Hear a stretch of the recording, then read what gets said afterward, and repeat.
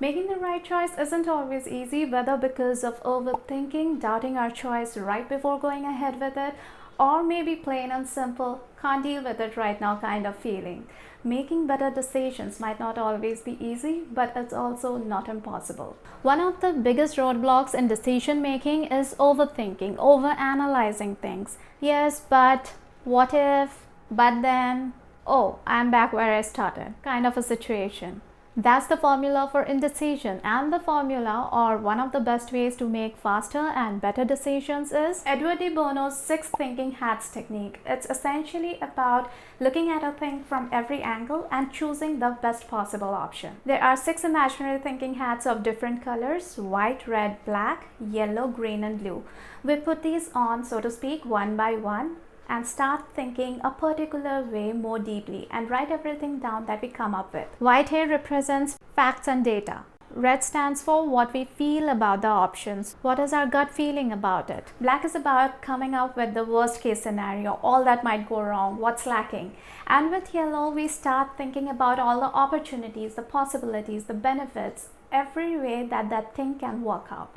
Green is for thinking creatively, for out-of-the-box ideas, thinking beyond the givens of the situation. Finally, it's time to put on the blue hat. Consider everything and choose the best option. If there's more than one good option, choose the one that feels best and start comparing it against the others one by one, discarding till only left with one. But the key is to commit to that choice. Making better decisions doesn't guarantee anything unless and until we stick with it. Take action on it. Believe in the process that led us to that choice and give that decision a fair chance to prove its effectiveness. The next step is about what makes this decision-making process faster and makes us more confident in our choices. But before going to that, let me quickly introduce myself.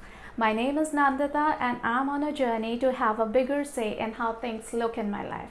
And if that's something you too would like in, then this channel is for you. What makes us doubt our choices? There are a lot of right answers, but the most common ones are: we aren't sure it's the right thing to do or not, we doubt our ability to pull it off, and sometimes it's the fear of missing out on something good that spirals us down the indecision rabbit hole. That means if we are clear about our priorities in life, have a realistic idea of our strengths, weaknesses, and willingness to learn, and know how far we are willing to go, our boundaries, then we are able to assess the risk, benefits, and potential of any choice more confidently. The 6 hats technique becomes faster because we don't have to spend time over every option, thinking, rethinking, and doubting. We know for sure which ones work for us and which ones don't. Plus, when we ask why before making any choice, why are we even doing this? Why does it even matter to us? Then we are able to say pretty surely how much effort we are willing to put in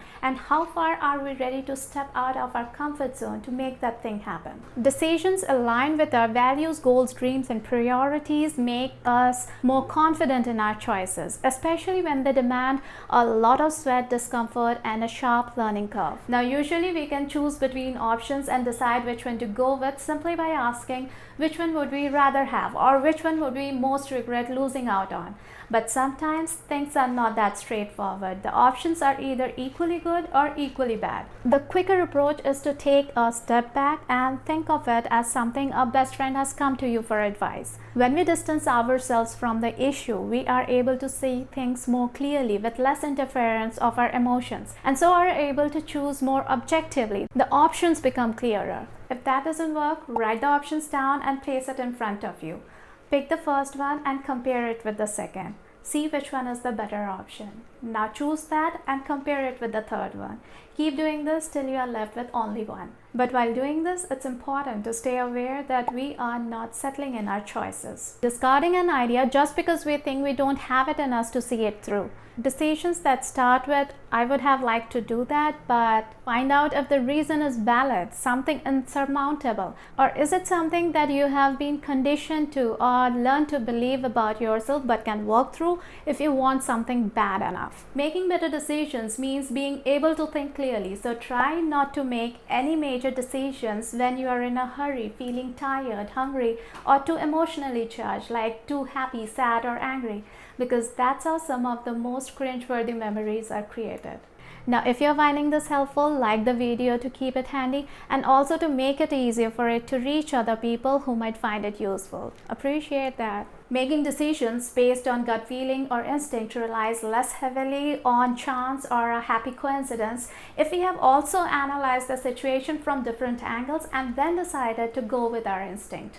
Our gut feeling is influenced a lot by decision-making cognitive biases like the supportive bias, confirmation bias, or outcome bias, like when we decide whether the decision was right or wrong based solely on how it turned out. It may be just coincidence that the decision we took based on our gut feeling worked out, but it doesn't mean that the path we chose would also work the same way in the future. For making better decisions in the future, it's important to learn from mistakes, both ours and others.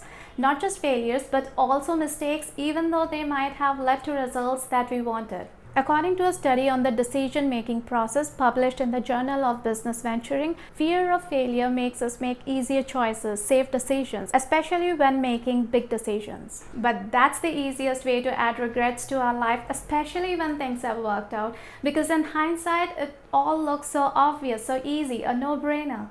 That's why it's a life skill to learn how to stop the thoughts of what might happen, how to stop the fear of failure from holding us back.